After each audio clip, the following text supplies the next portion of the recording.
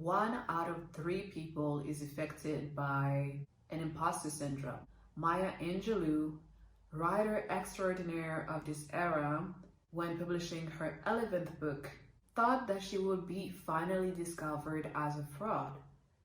Jennifer Lopez, after selling 70 million albums, thinking, I'm not made for that. Or even Albert Einstein, saying that his research and discoveries shouldn't get that much attention. Imposter syndrome touched almost every single one of us. Not feeling like you've earned your place or even your accomplishments, thinking that it's all thanks to luck, to connections, to colleagues, etc. This mindset when we're feeling like a fraud and wouldn't even dare asking for help because then they'll know. Thinking that our skills are not worthy of that much fuss. If people compliment our work, it's just because they're being nice or polite. It's not because of our actual work. According to our own bias or society norms, people like us, find whatever characteristic you want to add here, don't get to be in that position. And that's what imposter syndrome feels like. Sounds a bit like a self-pity party, but this is really what's going on through our minds when dealing with imposter syndrome. Welcome to Conscious Matters. I'm Melissa. On this channel, I talk about conscious living through empowerment and holistic wellness, especially mindfulness. What is imposter syndrome? We keep on hearing it all over. Oh, we have this feeling, but we don't have the word to qualify it. So that's where definitions always come handy to put words onto feelings and emotions. From the definition I found, imposter syndrome is the self-perpetuated feeling of incompetence and self-doubt that continues to persist despite the person's achievements, academically or professionally. Self-doubting triggers imposter syndrome. I made a whole video on self-doubt. You can check it out. I would also add that comparison, also made a video all about comparison. Self-doubt and comparison, I feel, is what leads us to having this imposter syndrome. I might repeat imposter syndrome so many times in this video, so bear with me. It's this insidious feeling that you don't belong in a space and you don't get why people got you there, and you're afraid that they will find out that you don't actually belong. It's that lack of trust in your skills and abilities, thinking that you will get uncovered, so you end up playing small and not taking risks. We try to be perfect, overachieve, work way too hard for way too long to prove that we are worthy. Constantly trying to prove ourselves to compensate for our perceived lack of ability.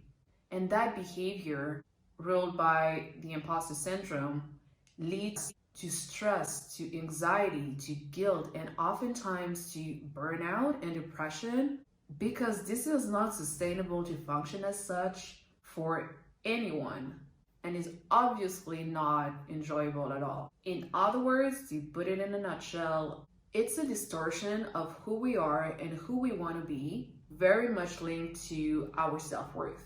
And when we're feeling like an imposter, we base the vision of our worth, our value in the workspace on what other people tell us, not only the feedback on our performance, but what they share about their own. And that's when we start to compare. I think one of the biggest issue is the lack of transparency and honesty in our society, in the workspace, in so many different spaces. It's like so many of us share the edited version of what we go through to perform at a certain level. It's not the full disclosure of the obstacles, the challenges, the doubts, the fears, everything that we go through, all of the steps to get to that level. Most of the time, what is being shared is more of the glamorous or the successes or how I made it, but focusing on the make it part instead of the whole journey. If we were all upfront about these feelings of low self-esteem, low self-worth, self-doubts, And feeling like an imposter sometimes would demystify so much, so much. Seeing that is actually more common than what we think and not feeling isolated in that negative thinking pattern. And finally showing up in our lives despite those heavy feelings we're carrying and slowly but surely unloading them. I always think that if we feel that way, you can be sure that a big chunk of the rest of the population feels the same. The human experience is at its core the same everywhere. We is special, but not that special in the grand scheme of things.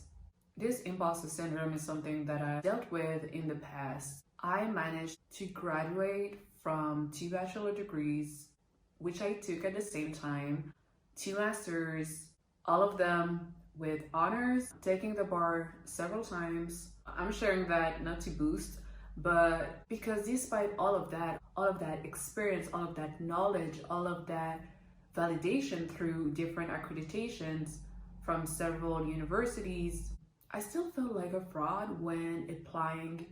I don't even know what I'm whispering. See, I still felt like a fraud when applying for jobs as a legal practitioner and presenting myself to people with that new title, that new professional title. It's not like I didn't earn it after 8 years of studying law and doing a bunch of internships in the same field, but I didn't feel legitimate. I didn't feel legitimate. And same at first when I did that career switch, I built up my branding and design consultancy agency. Getting my first clients, paid clients, I felt like I was ripping them off in a way, or that I wasn't worthy of the payment, or I didn't deserve what my prices were. Since to me, branding and design comes to me easily, it's something that I do to have fun during my spare time. This is what I've been doing. So now suddenly, what was supposed to be fun is something that people gonna pay me for. It felt like very strange because I think we have this idea that work has to be hard, work has to be sweat and tears, work has to be this heavy thing and draining in a way.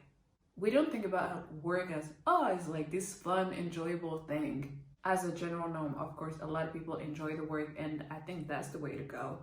But the majority is like, work is to pay the bills, it's not to be enjoyed.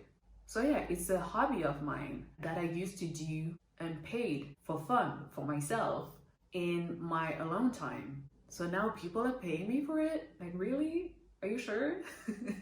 It felt weird. It felt like a contradiction. And personally, I felt like I needed more qualifications, more experience, more things to put on my portfolio, working harder and making everything so perfect, like detailed perfect.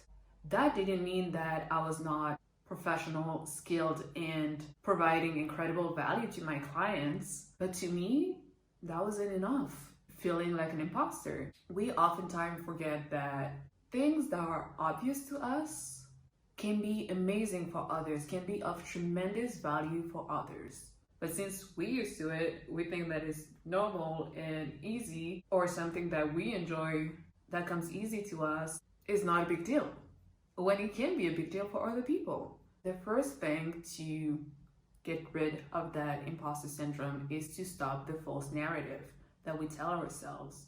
The one that says you're not good enough, you're not qualified enough, you're not experienced enough, this is not your space, you don't belong. All of these false ideas. So how do we deconstruct this false narrative?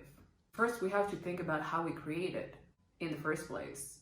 We make up this idea of what the position, if we have to take the imposter syndrome, of course, in the workplace, which is most of the time the case, but not restricted to that area of life. So if we take that space, like that idea of imposter syndrome in the workplace, we make up this idea of what the position is supposed to look like, or even must look like. And if we don't fit it to the T, but still hold that position, then we are tricking people. And we get worried that they eventually find out, and our little bubble of illusion of the idea that we made of what the position is is gonna get burst. For example, if we think that an entrepreneur has to act a certain way, talk a certain way, dress a certain way, have a certain number of connections in his network,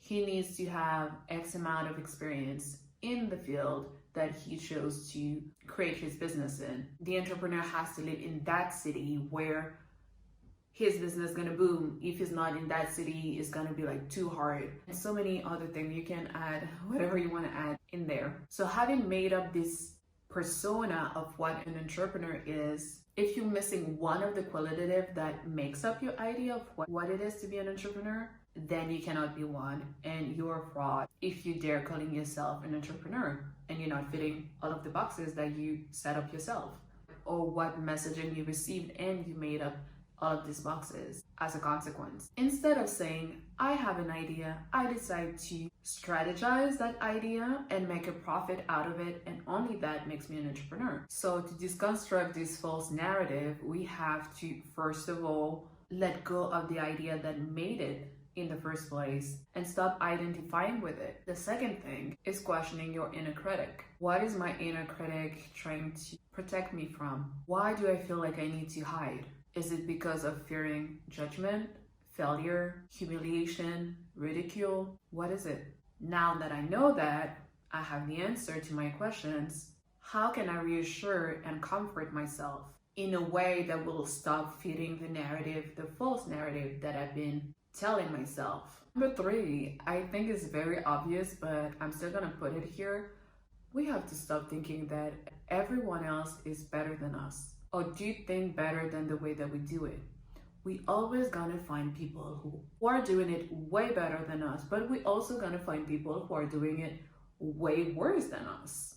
And even though we're not at our top game right away, there's so much room for improvement. And even when we are at our very top game, when we are an expert, there's still room for improvement. There's still stuff to learn. If you are where you are because of your honest and constant work, you do deserve your seat at the table. There's enough room for everybody. We have to stop thinking that because this person and that person and this person is already here and they have more experience than me, I will never make it. Yes, you will. There's room for everybody. You're going to keep on improving and you will get there, and you're already there. You don't have to be or pretend to be a guru or the expert at whatever your field is.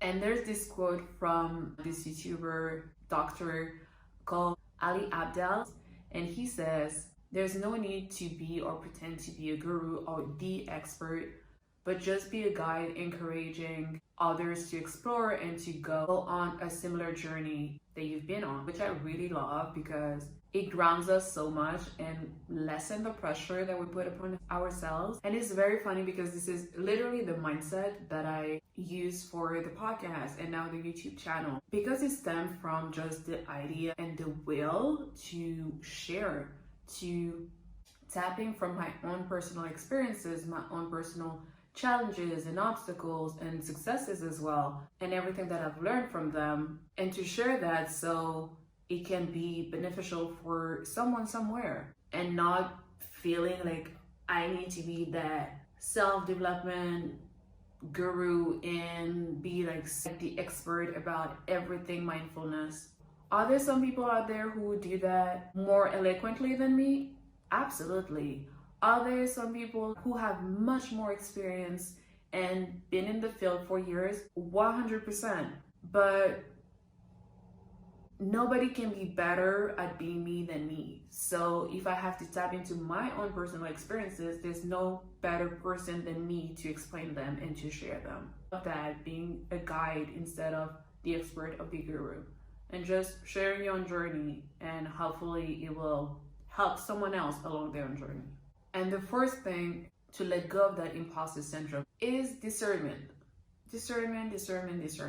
Use discernment in your situation. If you actually suck at something, we cannot be amazing at everything, thank God for that too, or you have a long way of learning to go, or just started in the field, so which makes you a beginner, either way, assess if you need to let that thing go because there is no hope in a way, even though I do believe that there's always hope when we work in intention behind everything that we do. But if objectively you see that this is not for you anymore, let that thing go. Or if you feel, on the contrary, okay, I have a long way to go, I have so many things to learn, I'm a beginner, so obviously I'm not going to be perfect right away.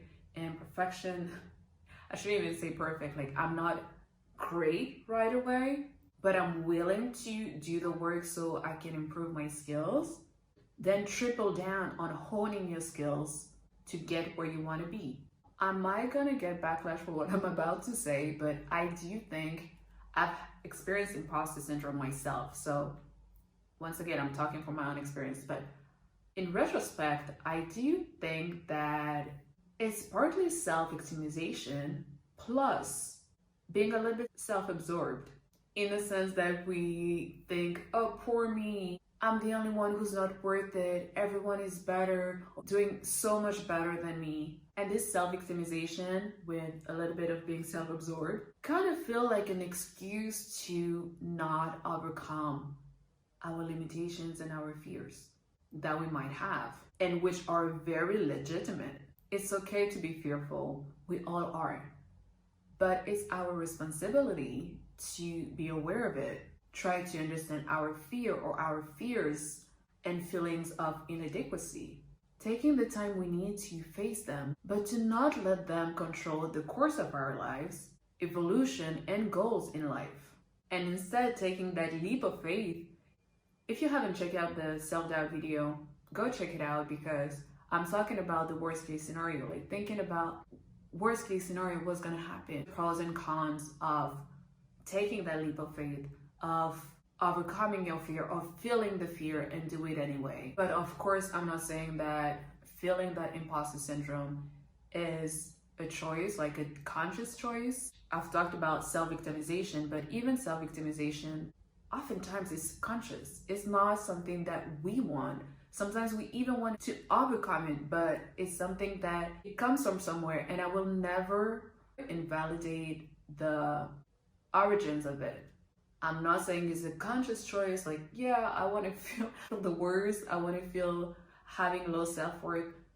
It's not a conscious choice, once again, but it's still something that we unconsciously accepting as our reality.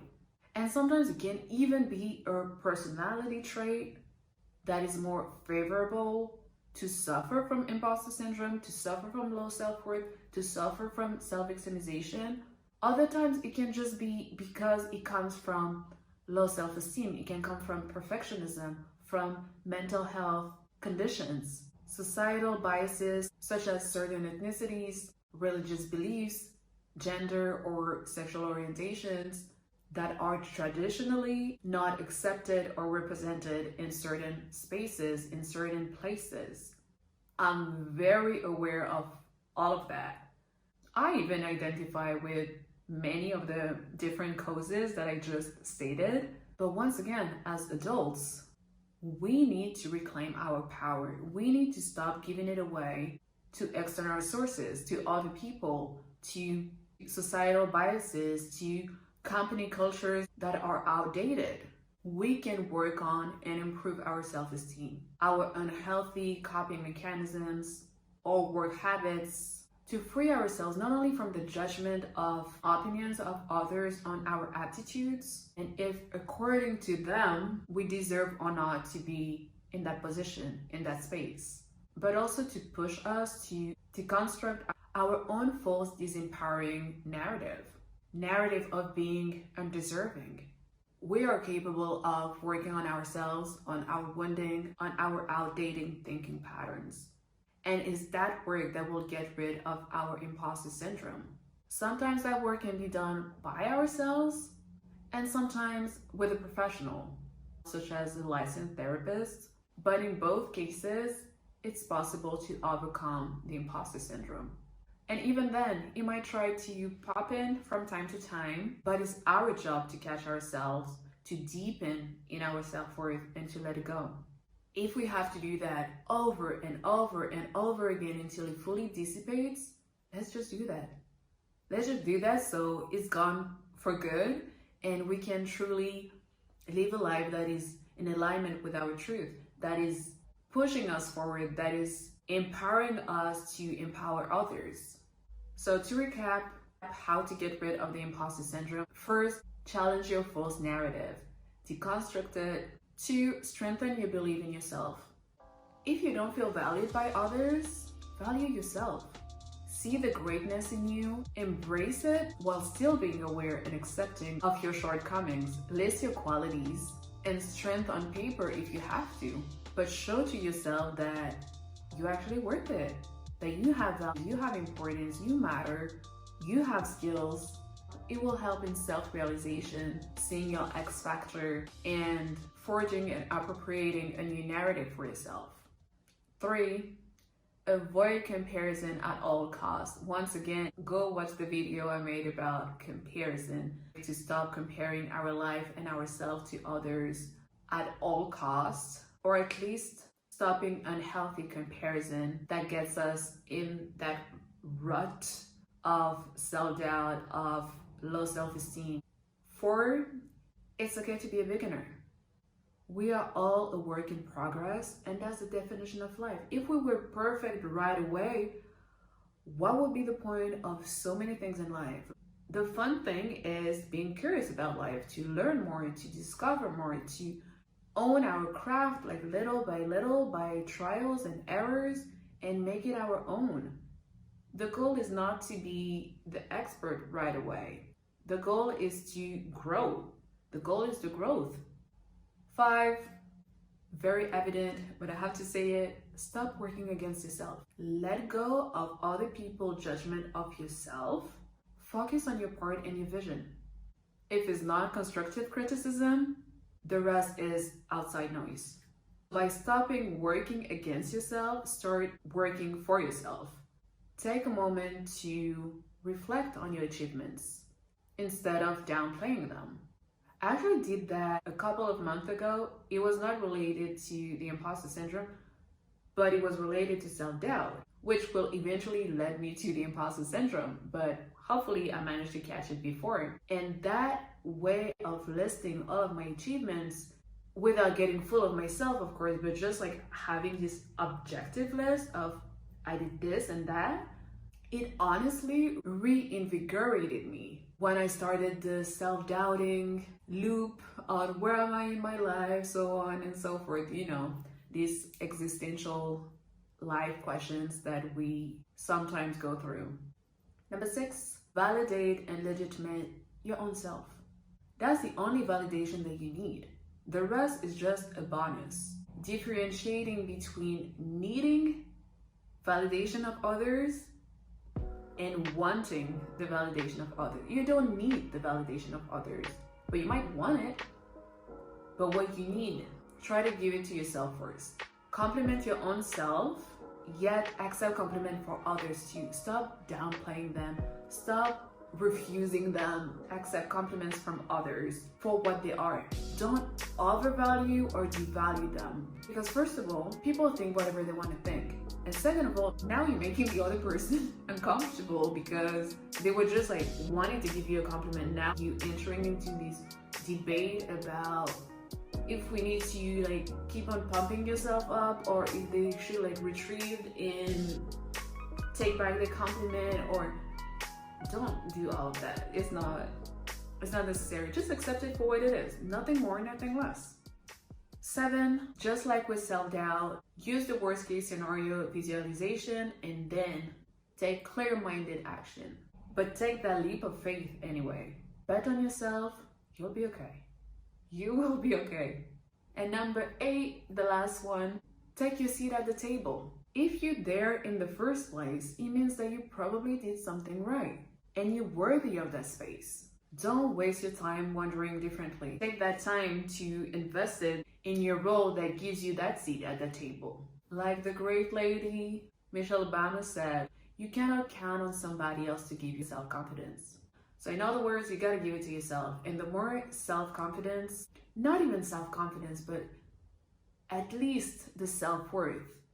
Dabbling down on your self-worth will erase or tune down that imposter syndrome. So share in the comment section what situation makes you feel like an imposter, so we can maybe demystify some situations together. Don't forget to like, comment, subscribe, and share these videos so this channel can keep on spreading the word about conscious living through holistic wellness.